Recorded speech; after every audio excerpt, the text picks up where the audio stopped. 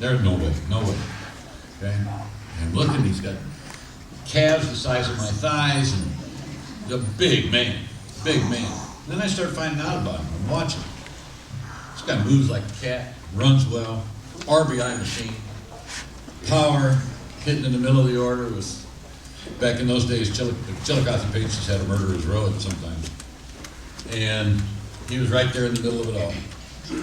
And this man could play first base. Was anybody? Great hands around the bag. So I said, really good quickness, and you'd never know it.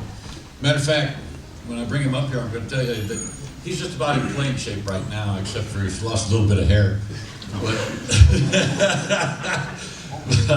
no, this young man was also an MVP in the league in '99. He actually tied Morgan Burkhardt for the most RBIs in 1998 with he had 98 RBIs as well in '98.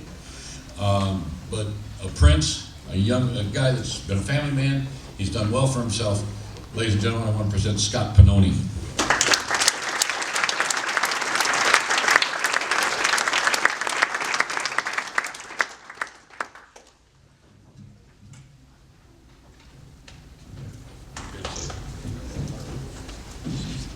Well, you can see in my playing days I had a lot of infield hits.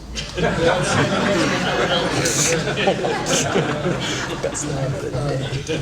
I want to thank Bill. I want to thank the committee that selected everybody for this class. It's an absolute honor to be included and to be here today with you guys. And just have the memories of what it was like sitting here in your seat and getting ready to have the future in front of me and not knowing what to expect. But I want to thank my family. Like Aaron said, being very supportive. My mom and grandmother. All through college, high school, wherever I was at, they were always there.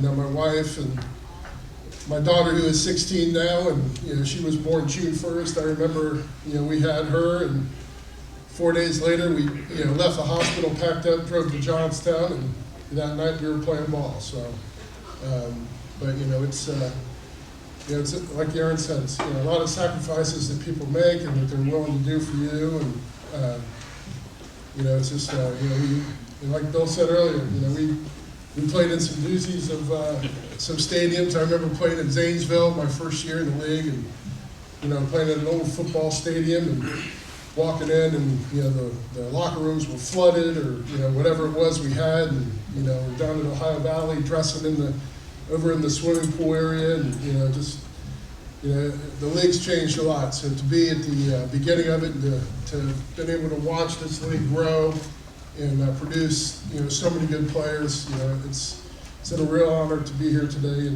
and to see you guys on the path that you're on. So again, I want to thank everybody, and thank you, Bill. And it was a great time in my life. I love playing in Chillicothe.